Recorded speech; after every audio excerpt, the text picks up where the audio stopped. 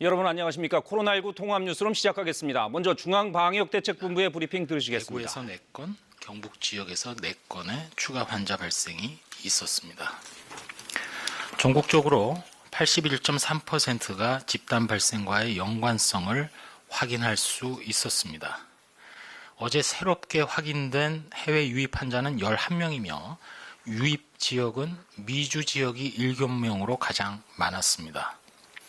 각 지역별 집단 환자 발생의 사례를 좀 더 자세히 말씀드리면 대구 수성구에 소재한 사랑나무 의원이라는 의료기관과 관련해서 4월 12일 퇴원 환자 중 1명이 확진된 다음에 접촉자를 추적 조사하는 과정에서 해당 의료기관 종사자 2명이 추가로 확진되어 역학조사를 진행하고 있습니다. 또한 경북 예천군에서는 접촉자 조사 과정에서 6명이 추가로 확진되어 현재까지 총 31명의 확진자가 확인되었습니다.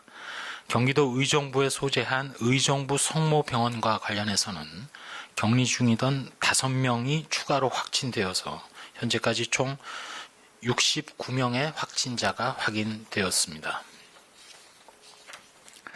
중앙방역대책본부에서는 코로나19 환자의 혈액 및 배설물에 대한 배양 검사를 통해서 감염력을 평가한 바 총 699건의 가검물에 대한 검사 결과 코로나19 유전자가 검출된 24건을 추가로 배양 검사하였지만 분리된 바이러스는 없었습니다. 따라서 결론적으로 호흡기 이외의 다른 경로, 즉 혈액이라든지 소변이라든지 대변과 같은 다른 경로로 코로나19가 전파될 가능성이 매우 낮다는 것을 알려드립니다. 또한 질병관리본부 국립보건연구원에서는 국제기구인 국제백신연구소 등과 협력해서 코로나19 DNA 백신의 국내 임상 연구에 참여할 계획임도 설명드립니다. 이미 지난 4월 6일부터 미국에서 임상 시험을 실시하고 있는 이노비어사의 코로나19 백신 후보 물질을 이용해서 국내에서 임상 1상, 2상을 각각 진행할 예정으로 있습니다. 우선 국내 임상 1상은 총 40명 정도의 규모로, 그리고 향후 임상 2상은 한 160명 정도의 규모로 시험을 진행할 예정으로 있습니다. 그리고 내일 민관합동 코로나19 대응을 위한 범정부 실무추진단이 발족이 되어서 1차 회의를 개최할 예정으로 있습니다. 실무추진단은 질병관리본부 국립보건연구원과 과학기술정보통신부 연구개발정책실에서 공동으로 단장을 맡아 진행을 하며 코로나19의 치료제, 백신, 그리고 방역 물품, 기기에 대한 연구개발, 생산, 국가 비축, 현장 활용 등 전체 주기에 걸친 상황을 분석하고 무엇보다도 현장의 어떤 애로사항 등을 신속하게 파악해서 바로바로 해결하고 지원 방안이 강구될 수 있도록 하겠습니다. 그동안 강화된 사회적 거리두기를 실천하면서 사전투표, 부활절, 그리고 어제는 총선거를 치르셨습니다. 국민 여러분들이 방역 지침을 준수하시면서 질서 있게 투표하는 우리의 모습이 전 세계로 주목을 끈 것으로 알고 있습니다.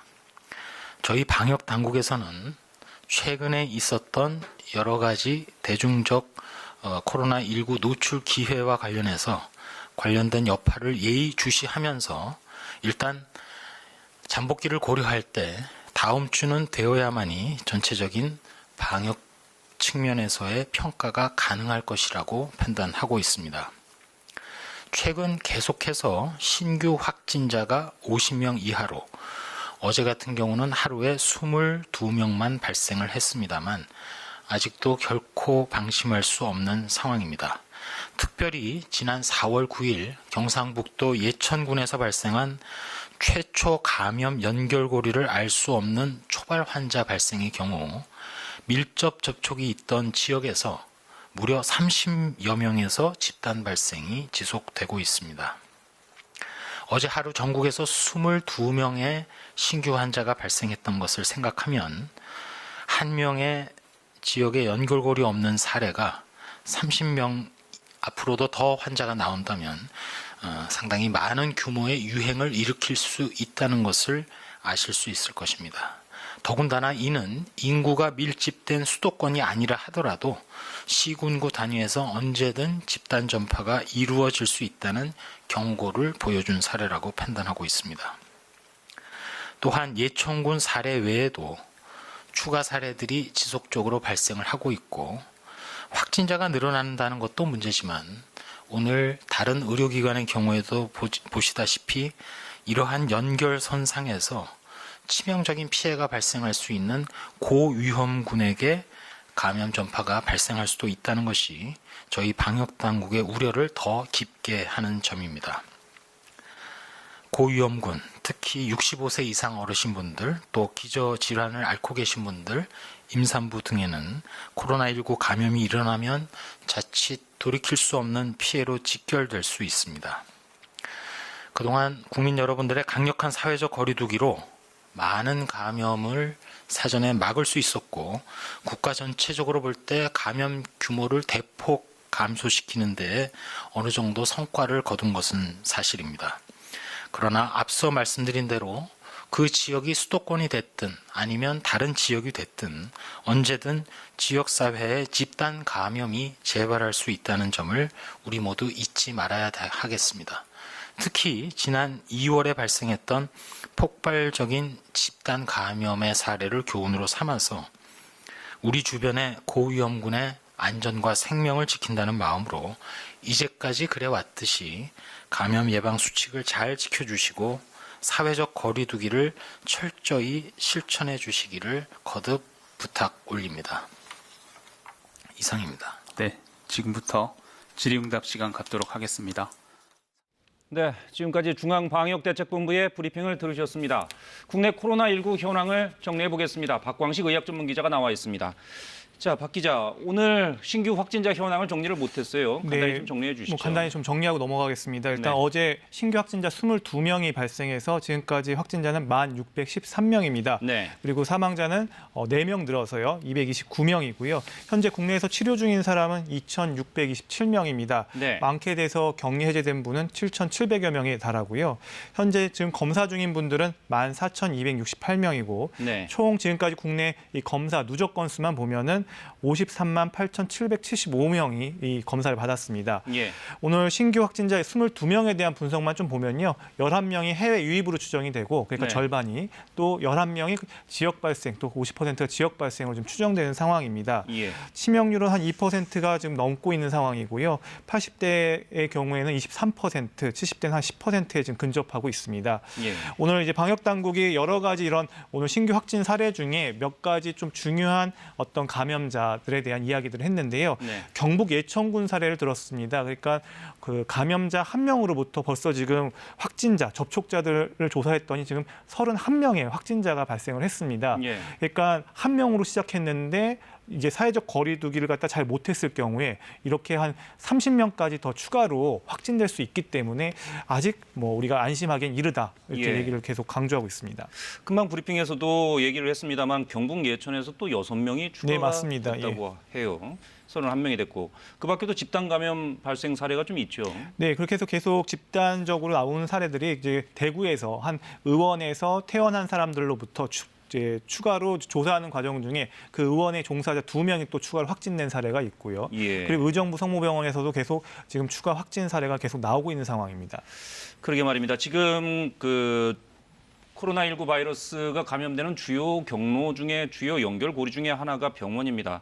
대구 사랑나눔 의료기관에서 네, 맞습니다. 예. 의료기관 종사자 2명이 추가로 확진됐고 의정부 성모병원도 계속 환자가 늘면서 여기는 무려 69명이 집단 감염됐습니다. 네, 물론 이제 숫자는 많긴 하지만 사실 의정부 성모병원 같은 경우는 일단 방역 당국이 알고 있는 그 방역망 안에서 지금 확진 사례가 나오고 있기 때문에 조금 네. 다행스러운 점은 있습니다. 예. 경북 예천이 주는 교훈이 있죠. 네, 특히나 맞습니다. 그 경북 예천의 경우에는 감염 경로를 알 수 없다는 게 문제인 것 같습니다. 연결고리가 없다는 거죠. 네, 이제 경북 예천 사례 같은 경우에는 계속 지역사회 발생을 으로 볼 수가 있습니다. 그러니까 네. 뭐 해외 유입된 경우도 아니고 지역사회에서 환자 한 명이 코로나19에 확진된 뒤에 그 사람이 접촉한 사람들로부터 계속 확진자가 나와서 30명까지 간 사례가 되기 때문에 예. 우리가 이 사회적 거리두기가 느슨해졌을 경우에 결국은 이렇게 단 한 명이라도 더 30명까지 이렇게 확진자를 낼 수 있다. 이런 것들을 갖다 방증하는 사례라고 말할 수 있겠습니다. 네.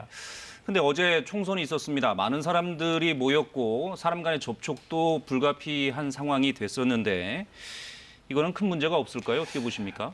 일단 뭐 어제 뭐 총선 뭐 이야기들 많이 하시겠지만 그래도 많은 분들이 건강 거리를 2m 정도, 1m 이상 거리를 지키고 마스크를 잘 쓰고 그래도 잘 지키면서 방역 지침을 잘 지키면서 투표를 했다라고 이렇게 평가하는 경우가 많습니다. 예. 근데 이제 중요한 거는 결국 이동량이 많았다는 겁니다. 선거 그리고 사전 투표 그리고 그 전주에 이제 부활절 뭐 이렇게 여러 가지 행사나 이런 것들 통해서 국민들의 이동량이 많아졌기 때문에 빠르면 이 이동량에 대한 결과 그러니까 확진자가 더 늘 가능성 이게 예. 이번 주말부터 나타날 가능성이 높습니다. 그래서 주말 그리고 다음 주 초 중반까지 사실은 아까 이 방역 당국이 브리핑에서도 얘기했지만 지금 현재 20명이 계속 유지되는 것만을 가지고서 지금 우리가 방역을 잘했다 안 했다를 평가하기는 아직 이르다라고 얘기를 했습니다. 예. 그 이유가 지난주부터 해서 수요일까지 이렇게 여러 우리 국민들의 이동량이 많았기 때문에 결국 다음 주가 좀 돼봐야 예. 좀 방역에 대한 어떤 목표나 이런 결과들에 대해서 평가를 할 수 있겠다라고 얘기한 게 이런 근거입니다. 예. 다음 주가 돼야 평가할 수 있다. 알겠습니다. 그런데 지금 그 권준욱 부부장관 얘기 중에 굉장히 눈에 띄는 부분이 하나 있었습니다. 혈액이나 배설물에 대한 감염력을 평가해봤다 그래요. 그 결과를 좀 얘기를 했죠. 네, 이제 그 전부터 외신에서 이런 얘기 많았죠. 이렇게 대변에서도 코로나19 바이러스가 나온다, 소변에서도 나온다, 그리고 혈액에서도 나와서 이게 대변으로 전파될 가능성이 있다. 뭐 이런 네. 얘기들이 많이 나왔었는데 질병관리본부가 직접 이 부분에 대해서 실험을 한 겁니다. 코로나19 환자의 혈액과 소변 그리고 대변 배양 검사를 통해서 실제로 이게 다른 사람의 감염을 시키는지 감염력을 평가한 건데요. 네. 질병관리본부가 코로나19 환자 74명에서 얻은 이 혈청이나 소변, 분변 총 699건 중에서 코로나19 유전자가 검출된 건수가 24건이었습니다. 이 24건 중에 실제로 이게 감염력이 있는지, 바이러스가 배양되는지를 살펴봤는데요. 한마디로 이 살아있는 바이러스가 분리되거나 배양되지는 않았다는 겁니다. 네. 그렇기 때문에 뭐 혈액이나 소변, 이 대변을 통해서 다른 사람들에게 코로나19 바이러스가 전파될 가능성은 아주 극히 희박하다. 이렇게 네. 오늘 연구 결과를 이야기했습니다. 네, 그 부분에 대해서는 좀 걱정을 줄이셔도 되겠습니다. 네, 맞습니다. 자, 마지막으로 한 가지만 더 여쭤볼게요. 오늘 중고등학생들, 1, 2학년 학생들, 그리고 초등학교 고학년 학생들이 온라인 계약을 했습니다. 전반적으로 등교 계약은 아직은 좀 시기상조다 이렇게 보는 게 그 정부의 입장입니까? 네, 맞습니다. 사실은 좀 숫자도 줄고 있고 그리고 온라인 계약도 하고 이달 말쯤에 뭐 계약을 할 수 있지 않을까 생각하시는 분들 많을 텐데요. 중앙재난안전대책본부는 철저하게 지금부터라도 준비해야 된다라고 이렇게 주문을 했습니다. 예, 등교 계약이 언제쯤 가능할지에 대해서는 좀 그 결과를 기다려 봐야 되겠습니다. 알겠습니다. 박광식 의학전문기자였습니다. 잘 들었습니다. 자, 금방 말씀드렸습니다만은 오늘부터 중고등학교 1, 2학년과 초등학교 고학년 학생들이 온라인으로 개학했습니다. 일부 지역에선 접속 지연 현상이 발생하기도 했습니다. 이수민 기자가 보도합니다. 코로나19 국내 신규 확진자가 나흘 연속 20명대를 기록했습니다. 이에 대해 정부는 지난달 22일부터 이어진 사회적 거리두기 덕분이라며 특히 감염 발생 시차를 고려할 때 이달 5일까지 시행된 1차 강화된 사회적 거리두기의 성과라고 평가했습니다. 그러면서 지금 나타나고 있는 숫자만 보고 자칫 경계를 늦춰서는 안 된다며 사회적 거리두기를 이어가 달라고 거듭 당부했습니다. 정부는 어제 총선 투표에 참여했던 자가격리자 가운데 6명이 무단으로 이탈했다며 이 가운데 3건은 고발할 예정이라고 밝혔습니다. 이들은 선거 참여를 위해 외출한 이후 당구장이나 PC방을 이용했거나 할인마트와 친구 집을 방문했고 또 휴대전화 교체를 위해 이탈한 것으로 파악됐습니다. 총선 투표에는 신청자는 13,789명 가운데 80.9%인 11,151명이 실제 투표를 마친 것으로 집계됐습니다. 또 지난 9일 고3과 중3 학생들에 이어 일주일 만인 오늘은 중고등학교 1, 2학년과 초등학교 4, 5, 6학년이 온라인으로 개학했습니다. 오늘부터 수업과 출결석 확인, 일부 평가는 모두 원격 수업으로 진행됩니다. 그런데 2차 개학을 하자마자 교육당국이 제공하는 원격 교육 플랫폼에서 접속 지연 현상이 발생했습니다. 교육부 산하 한국교육학술정보원이 제공하는 학습 관리 시스템인 이학습터는 현재 일부 지역에서 연결이 매우 느리거나 접속이 어려운 상황인 것으로 알려졌습니다. 한국교육학술정보원 관계자는 권역별로 서버를 나눠 놓았는데 서울과 대구 쪽에서 잠깐 로그인 지연이 있었다면서 현재 문제는 없는 상태라고 해명했습니다. 이달 20일에는 마지막으로 초등학교 1, 2, 3학년이 온라인을 통해 개학합니다.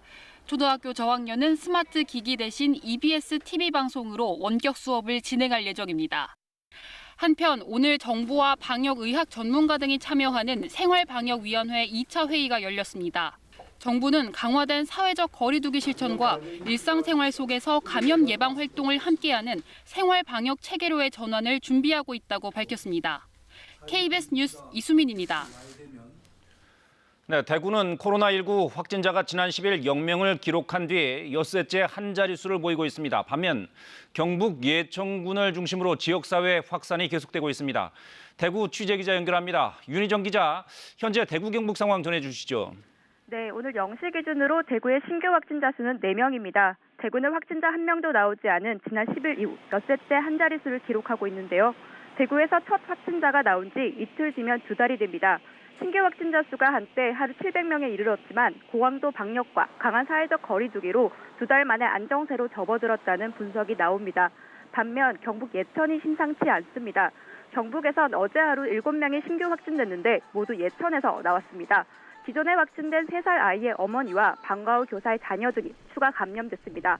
예천에선 지난 8일 사이에 확진자가 29명 발생한 건데요. 그전까지는 6명에 불과했습니다.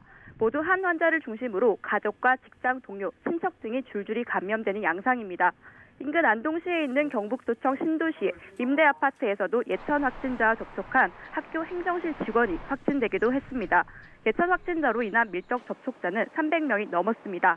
그동안 경북에선 청도 대남병원 등 고위험 집단시설 내에서 환자가 발생해 왔는데요. 최근엔 예천을 중심으로 감염 경로를 알 수 없는 지역사회 전파가 확산하는 것 아니냐는 우려가 나오고 있습니다. 방역당국은 접촉자를 자가 격리하고 이동 경로 등을 파악하고 있습니다. 이런 가운데 코로나19 완치 판정 뒤에 재확진되는 사례도 늘고 있는데요. 경북 상주에선 지난 2월 말 코로나19에 확진돼 입원 치료지 퇴원했던 5살과 3살 형제가 한 달여 만에 재확진돼 다시 병원으로 옮겨졌습니다. 정확한 재발 경로가 파악되지 않는 재확진 환자가 대구 경북에서 60명을 넘어서면서 방역에 새로운 고비를 맞고 있습니다. 지금까지 대구에서 KBS 뉴스 윤희정입니다. 정부가 소득 하위 70% 가구에 긴급 재난지원금을 지급하기 위해 7조 6천억 원 규모의 추경안을 의결했습니다. 별도의 국채 발행 없이 예산 조정과 기금 등을 활용해 재원을 마련할 계획입니다. 장덕수 기자입니다. 정부가 오늘 국무회의를 열고 2차 추경 예산안을 의결했습니다. 7조 6천억 원 규모로 소득 하위 70% 가구에 최대 100만 원의 긴급재난지원금을 지급하기 위한 예산입니다. 고액자산가 등을 지급 대상에서 빼기 위한 컷오프 기준도 나왔습니다. 재산세 과세표준 합산 금액이 9억 원 이상이거나 금융소득이 한 해 2천만 원 이상인 가구는 소득 요건이 해당하더라도 재난지원금 지급 대상에서 제외하기로 했습니다. 추경 재원은 별도 국채 발행 없이 기존 예산 조정과 기금 등을 활용해 마련됩니다. F-35A 전투기 도입과 철도 투자 등 입찰과 계약이 지연된 사업을 조정해 2조 4천억 원을 마련하고 금리와 유가 하락에 따른 국고채 이자, 유류비 절약분에서 5천억 원을 충당할 계획입니다. 코로나19에 따른 상반기 채용 일정 연기와 연가 보상비 삭감을 통한 공무원 인건비 절감을 통해서도 7천억 원을 조달합니다. 여기에 외평기금 지출 축소로 2조 8천억 원, 주택금융 신용보증기금 등 기금 재원을 활용해 1조 2천억 원을 마련할 예정입니다. 재원 조달과 관련해 정부는 긴급재난지원금 전체 소요 예산 9조 7천억 원 가운데 20%를 자치단체가 보조하도록 한 기본 골격을 유지하도록 했습니다. 재정 여력이 있는 서울시의 경우는 다른 자치단체보다 많은 30%를 부담하도록 할 방침입니다. KBS 뉴스 장덕수입니다.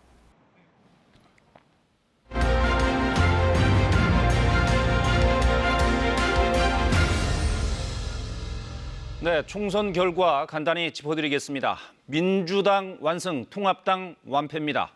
전체 300석 가운데 민주당이 180석, 통합당은 103석을 얻을 것으로 예상됩니다. 민주당은 무거운 책임감을 느낀다면서 코로나19와 경제 위기 대응에 혼신의 힘을 다하겠다고 밝혔습니다. 조태음 기자입니다. 기대 이상의 승리를 거둔 다음 날 민주당 지도부는 들뜬 반응보단 책임을 강조했습니다. 많은 의석을 주시면서 크나큰 책임을 저희에게 안겨주셨습니다. 국민 여러분의 지엄한 명령대로 저희는 코로나19와 경제 후퇴라는 국난의 극복을 최우선 과제로 인식하며 민주당은 지역구 당선자만으로도 국회 과반 의석을 차지했습니다. 여기에 비례정당 더불어시민당의 비례대표 의석과 열린민주당, 정의당 등 범여권 정당의 의석을 합치면 180석을 넘게 됩니다. 저희 민주당에 큰 지지를 보내주신 국민 여러분께 다시 한번 깊이 감사의 말씀을 드립니다. 국회 전체 의석의 60%에 해당하는 180석이면 국회 선진화법의 제약을 뛰어넘어 개헌을 빼고는 원하는 법안을 모두 통과시킬 수 있습니다. 야당이 법안 처리를 막기 위해 무제한 토론, 필리버스터를 벌여도 이를 합법적으로 저지할 수 있습니다. 국정 운영에 강력한 주도권을 쥐게 된 셈입니다. 이제 야당 발목 잡기 등의 이야기를 할 수 없게 된 만큼 국정에 대한 책임도 커졌습니다. 민주당은 선거가 끝난 오늘부터 경제와 일자리를 최우선으로 삼고 할 수 있는 모든 일을 다하겠습니다. 21대 국회가 5월 말 문을 열면 민주당은 공수처 출범과 검경 개혁 등의 속도를 낼 것으로 전망됩니다. 국회의 지원 속에 문재인 정부의 후반기 국정 운영에도 탄력이 붙을 것으로 예상됩니다. KBS 뉴스 조태ем입니다. 참패를 당한 미래통합당은 거센 후폭풍에 휘말릴 것으로 보입니다. 김종인 선대위원장은 야당도 변화하라는 국민의 명령으로 받아들이겠다라고 말했고 황교안 대표는 전격 사퇴했습니다. 오규정 기자입니다. 개헌 저지선 100석도 간신히 지켰습니다. 말 그대로 역대급 참패였습니다. 김종인 총괄 선대위원장은 오늘 기자회견을 열고 이번 총선 결과에 대한 아쉬움을 드러냈습니다. 국민 여러분의 지지를 얻기에 통합당의 변화가 모자랐다는 걸 인정합니다. 지지해달라고 요청한 것 매우 송구스럽게 생각합니다. 이어 야당도 변화하라는 국민의 명령으로 받아들이겠다는 소회도 전했습니다. 출구조사 결과가 나오고 5시간 만에 황교안 대표는 대표직 사퇴를 전격 선언했습니다. 총선 결과에 대해 책임을 지고 모든 당직을 내려놓겠습니다. 국가와 국민을 위해 저의 역할이 무엇인지 성찰하도록 하겠습니다. 집권 3년차 중간평가 성격의 총선에서 참패를 거두면서 후폭풍 거셀 것으로 보입니다. 국회 주도권을 민주당에 넘긴 채 앞으로 4년 내내 끌려다닐 가능성 커졌습니다. 보수 통합이라는 혁신을 시도했지만 한 번 떠난 표심을 되돌리기엔 역부족이었다는 분석이 나옵니다. 역시 몇 가지 사건들이 이 정당이 옛날 그 정당이다라고 하는 이미지를 줬다는 게 표의 확장성을 가로막은 것 아닌가 하는 생각. 당장 지도부 총사퇴와 비대위 체제 전환이 예상되는 가운데 조기 전당대회 개최 등 쇄신론이 터져나올 것으로 보입니다. 불출마한 유승민 의원과 무소속으로 당선된 홍준표, 김태호 당선인의 거취가 향후 쇄신 과정의 변수가 될 전망입니다. KBS 뉴스 오규정입니다.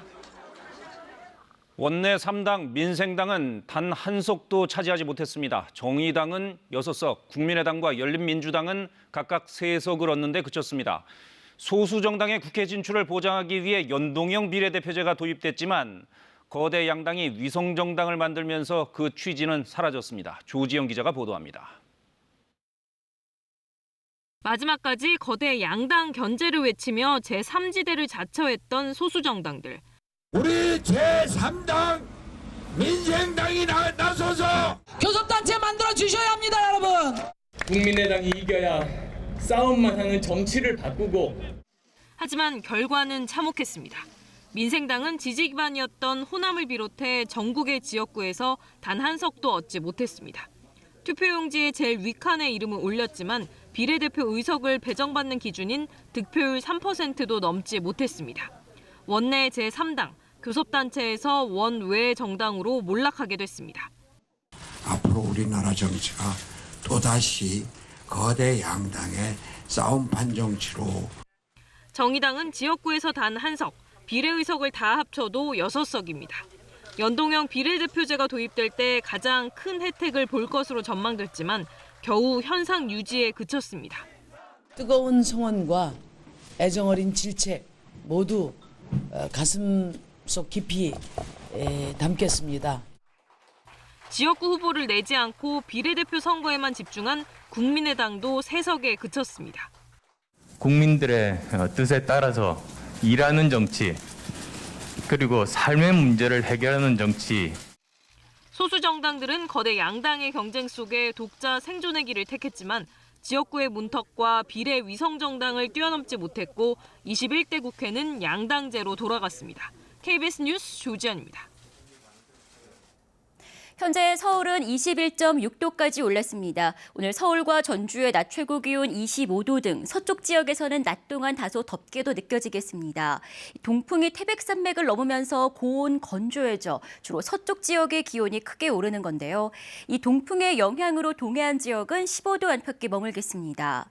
내일은 전국에 비가 내리겠습니다. 제주와 남해안 지역에 20에서 60mm의 비가 내리겠고 천둥, 번개를 동반한 강한 비가 오는 곳도 있겠습니다. 강원과 영남에는 10에서 40, 서울을 비롯한 그 밖의 대부분 지역은 5에서 20mm의 비가 내리겠습니다. 현재 전국이 맑은 가운데 미세먼지 농도는 보통에서 좋음 단계를 나타내고 있습니다. 오후에도 맑은 날씨가 이어지다가 밤부터는 구름이 점차 많아지겠습니다. 낮 기온은 서울과 대전 25도 등 서쪽 지역은 어제보다 4, 5도가량 높겠습니다. 바다의 물결은 모든 해상에서 2.5m로 비교적 높게 일겠습니다. 기상정보였습니다. 네, 코로나19 통합 뉴스룸 마치겠습니다. 시청해주신 여러분 고맙습니다.